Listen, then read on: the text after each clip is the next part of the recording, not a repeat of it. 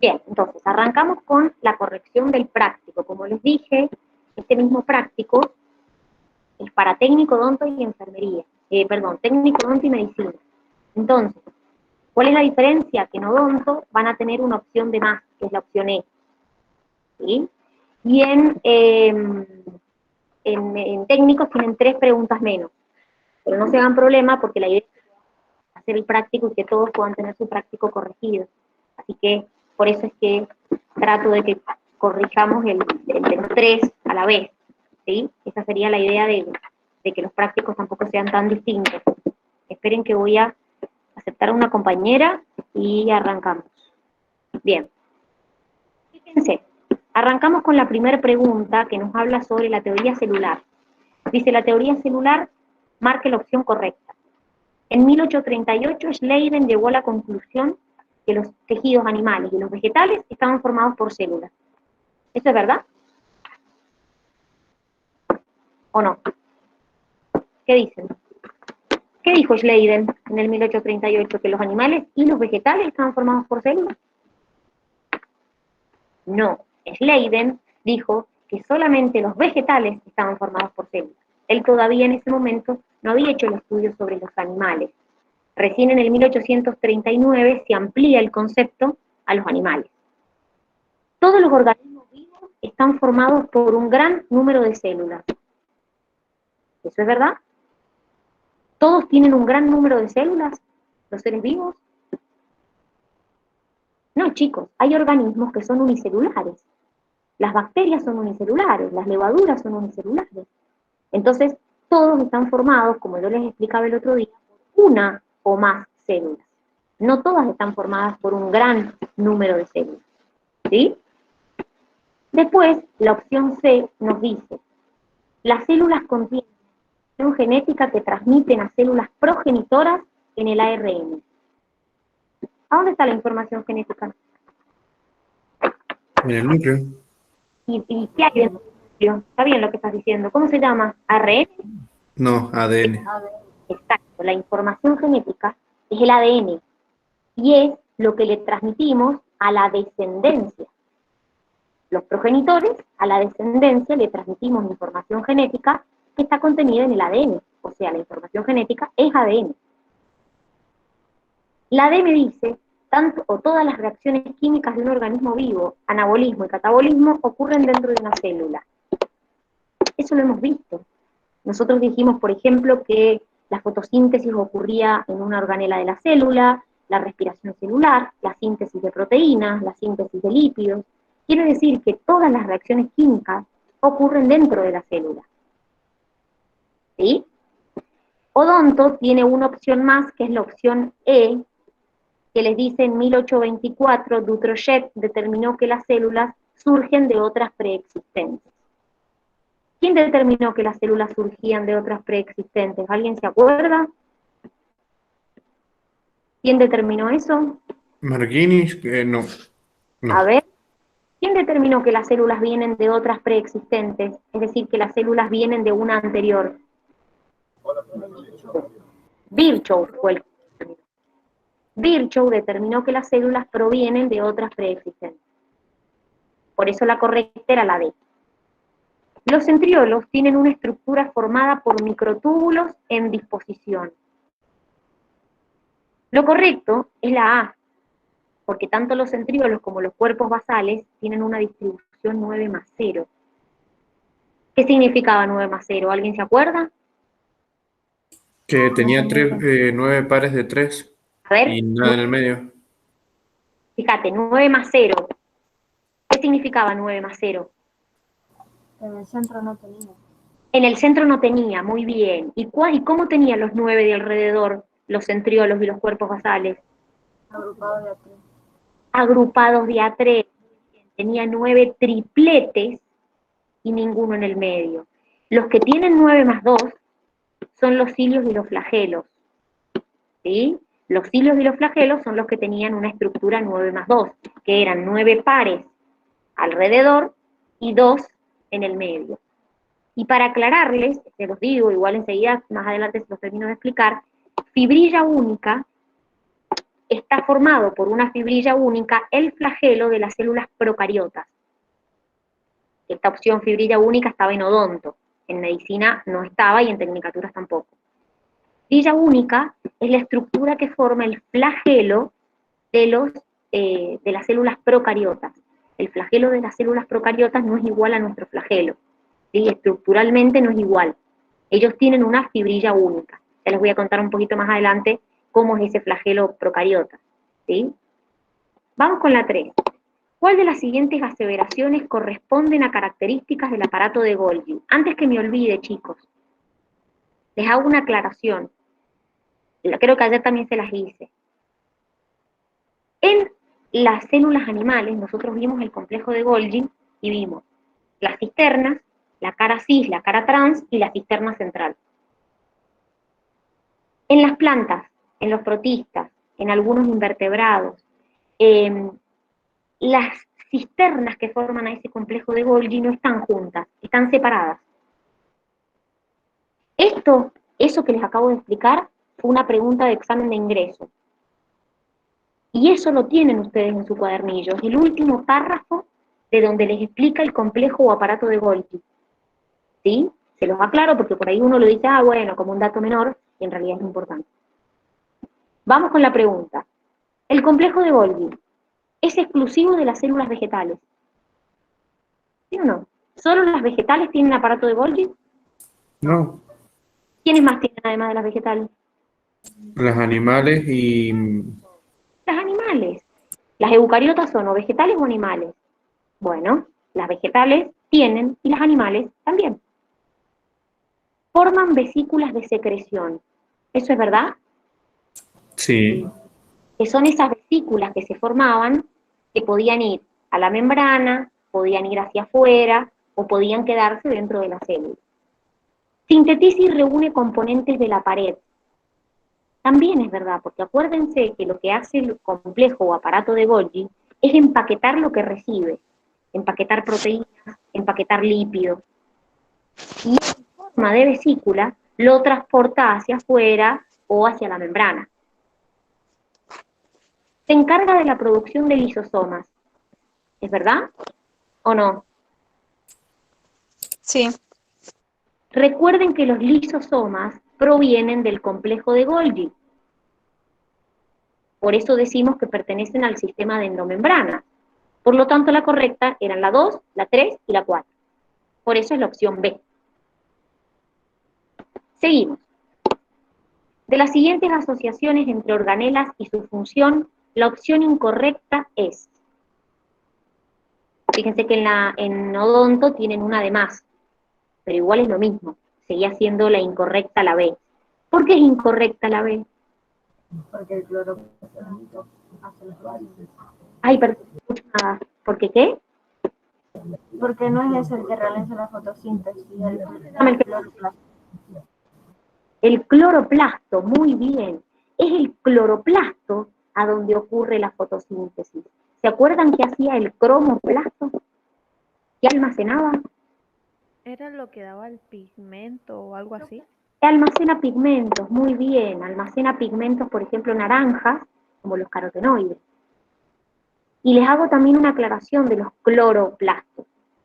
Además de ser el lugar donde se realiza la fotosíntesis, también es el lugar en las plantas donde se sintetizan aminoácidos, bases nitrogenadas como las purinas y las pirimidinas, y eso también lo tienen en su cuadernillo, en el último parrafito, de donde les explica el cloroplasto. Así que también denle importancia porque eso también fue una pregunta de examen de ingreso. Vamos con la pregunta 5. El crecimiento celular requiere de la formación de membranas. ¿Cuál de las siguientes organelas aumentará su actividad para aportar la suficiente cantidad de lípidos que se necesitan? Si necesito lípidos, ¿qué organela me los sintetizaba? El retículo endoplasmático liso, chicos. El retículo endoplasmático liso, que no tenía adherido ribosomas, es quien sintetizaba lípidos. ¿Alguien se acuerda qué otras funciones cumplía? Además de síntesis de lípidos. me permitía la desintoxicación celular, es decir, volvía a las sustancias tóxicas solubles para que sean más fáciles de eliminar. Y además me permitía el proceso de la glucogenólisis, que es la hidrólisis del glucógeno. ¿Cuál es la función del peroxisoma, ya que lo tenemos acá? Degrada sustancias como ácidos grasos y sustancias tóxicas. Y del retículo rugoso, el que tiene adheridos los ribosomas, ¿cuál es la función del RER? Sintetizar proteínas. Es el que sintetizaba proteínas de exportación o que iban a la membrana. ¿Y la mitocondria qué función cumplía? La respiración Celular, que es el proceso por el cual obtengo ATP. Siempre recuerden lo que les dije yo, que dependiendo de la actividad de la célula, será la cantidad de organelas que yo tengo. Si yo necesito mucha proteína, y bueno, tendré muchos ribosomas. Si necesito mucho ATP, y bueno, tendré muchas mitocondrias. Y así con las organelas en general. Dependiendo de la actividad de la célula, es la cantidad de organelas que hay. El modelo del mosaico fluido fue propuesto por ¿quién? El modelo de la membrana. Colson y Singer, es la opción B. ¿Alguien se acuerda que explicaba el modelo del mosaico fluido de la membrana? Los mo- que era el color era como un mar de lípidos. Bueno, va por ahí. Podían mover libremente de manera lenta. Ahí va por ahí, es decir, que la membrana era una bicapa, era una capa de lípidos donde había proteínas embutidas y esos componentes no eran fijos, sino que se podían desplazar lateralmente. ¿Sí? Eso es lo que explicaba el modelo del mosaico fluido, que la membrana no era una estructura fija, los componentes, las proteínas y los lípidos, no eran fijos, sino que se podían desplazar. Por eso le decimos que es fluida. Vamos con la pregunta 7. La membrana citoplasmática es una bicapa lipídica que presentan todas las células, cuya composición es distinta en su cara externa e interna. Marque la opción que corresponde. La cara interna es rica en glucolípidos y glucoproteínas. ¿Es verdad? No. no somos verdaderas campeonas sin lograr lo que nos A ver, recuerden que los glúcidos se encontraban en la cara externa de la membrana.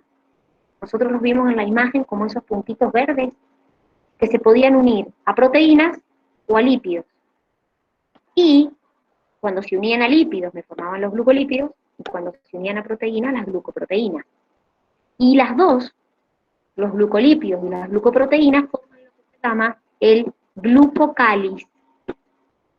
Y el glucocáliz me servía para la adhesión y para el reconocimiento. Para la adhesión de una célula a una superficie o a otra célula y para el reconocimiento de sustancias. Por eso la D era la correcta. Solo en la cara externa de la membrana encuentro proteínas periféricas.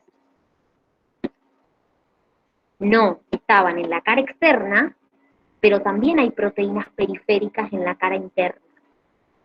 Solo la cara externa presenta proteínas integrales. Las proteínas integrales son las que me atraviesan la membrana por completo, así que no es que están en una cara o en la otra, atraviesan toda la membrana. Y la última, que repito, está en odonto, solo la cara interna presenta colesterol. Recuerden que el colesterol se encuentra entre las colas de los fosfolípidos. Y ese colesterol está en ambas capas de la membrana. Y otra cosa, recuerden que no todas las membranas tienen colesterol. Por ejemplo, las células vegetales no tienen colesterol en su membrana. Las células animales sí. Entonces, en caso que yo lo tenga, ese colesterol está entre las colas de los fosfolípidos. Vamos con la 8. Entre las diferencias entre una célula procariota y una eucariota encontramos: la célula procariota no posee envoltura nuclear, mientras que la eucariota sí. ¿Eso es verdad? Sí. Exacto. Recuerden que al poseer envoltura nuclear la eucariota, hace que tenga un núcleo definido. La célula procariota tiene menor tamaño que la eucariota. ¿Sí o no? Sí.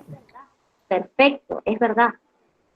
Y después me dice, las células procariotas poseen menor número de ribosomas.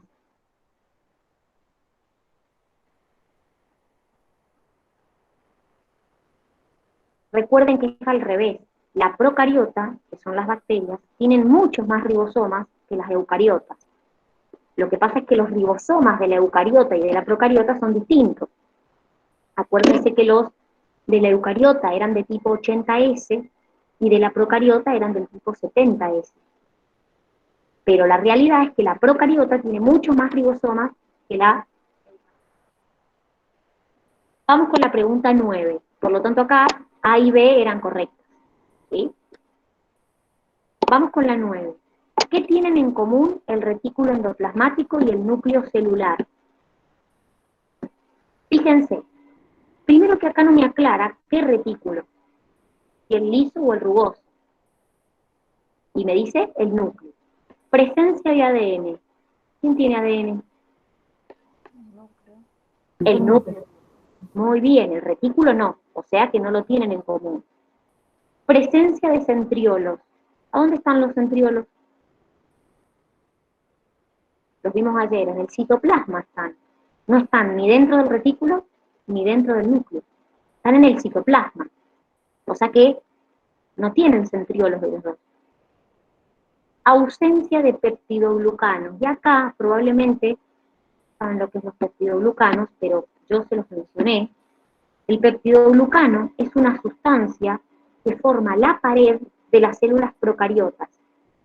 ¿Se acuerdan cuando vimos pared? Que yo les dije, bueno chicos, la de la planta es de celulosa, la de los hongos es de quitina, y les dije, y la bacteria tiene pared pero es distinta.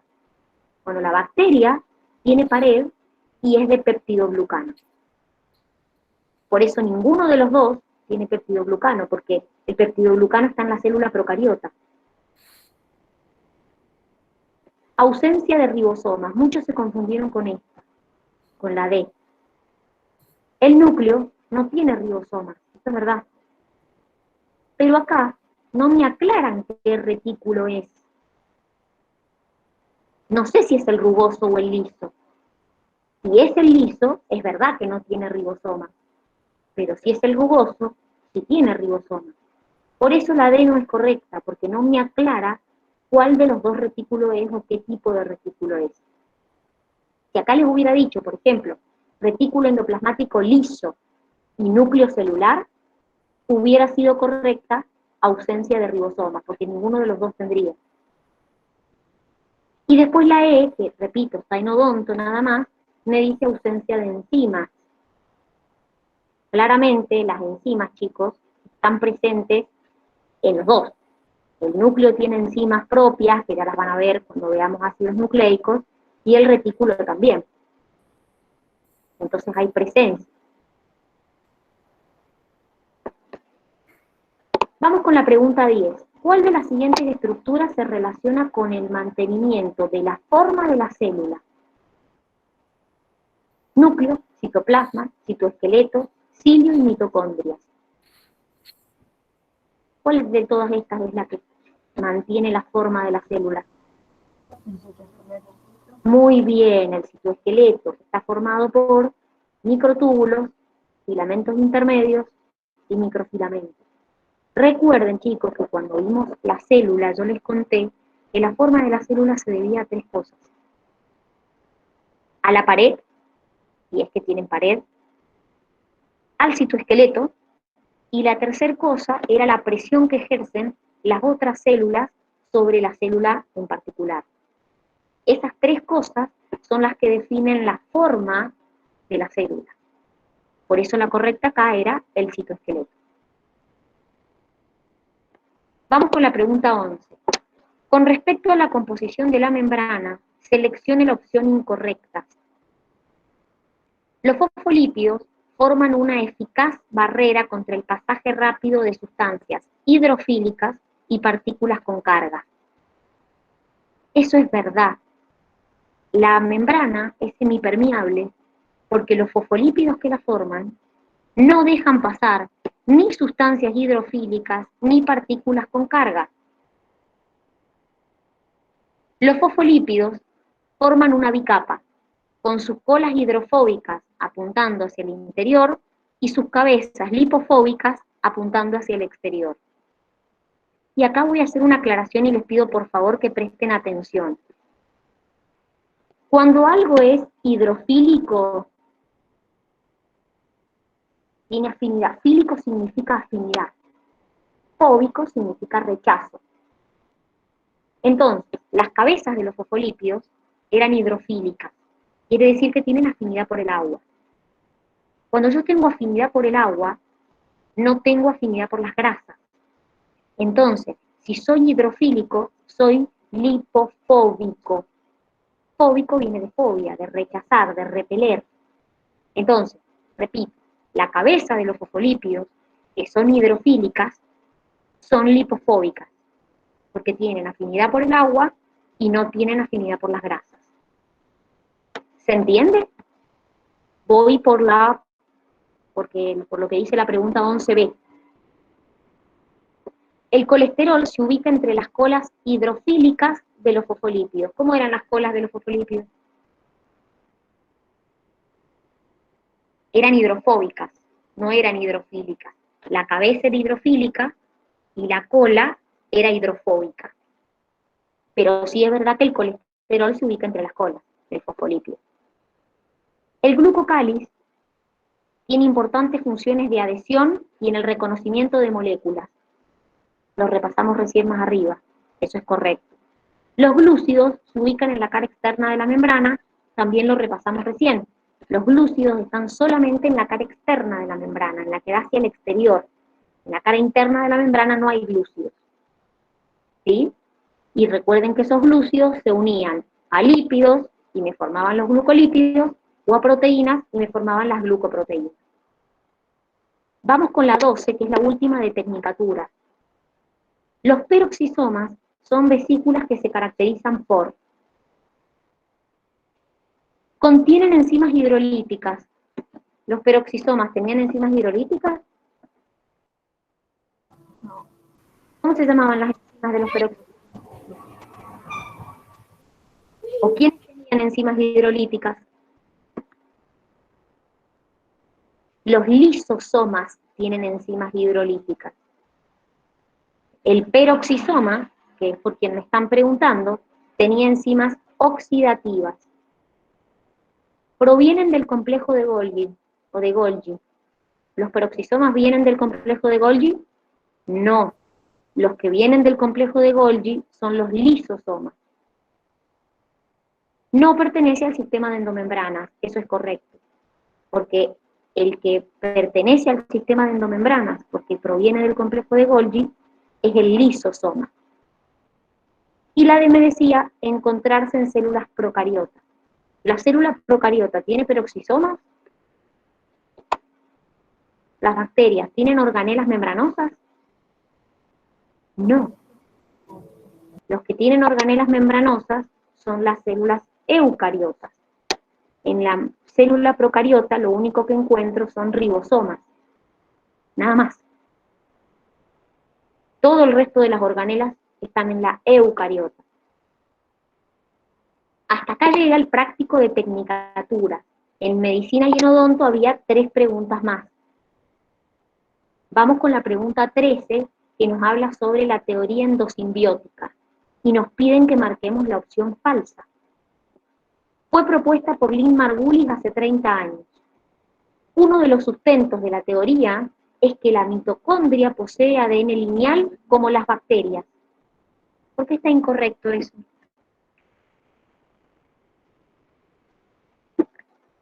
Porque acá está marcado incorrecto. Chicos, el ADN lineal es el que tiene la célula eucariota dentro del núcleo. La mitocondria y el cloroplasto, que tienen ADN propio, el ADN propio que tienen es circular. Es como el ADN de las bacterias. Eso es lo que tiene incorrecto esta opción. Según la teoría, primeramente las organelas habrían sido células procariotas de vida libre. Eso lo vimos. Después me dice, la célula procariota habría sido fagocitada por célula de mayor tamaño. Lo vimos. Explica la teoría endosimbiótica el origen de organelas como las mitocondrias y los cloroplastos. Entonces, repito, la mitocondria y el cloroplasto tienen ADN propio, pero es ADN circular. El ADN lineal, que es el de la célula eucariota, está dentro del núcleo. Vamos con la pregunta 14.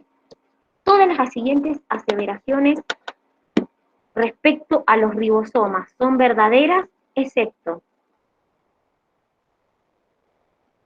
A ver, ¿por qué estaría incorrecta la opción C?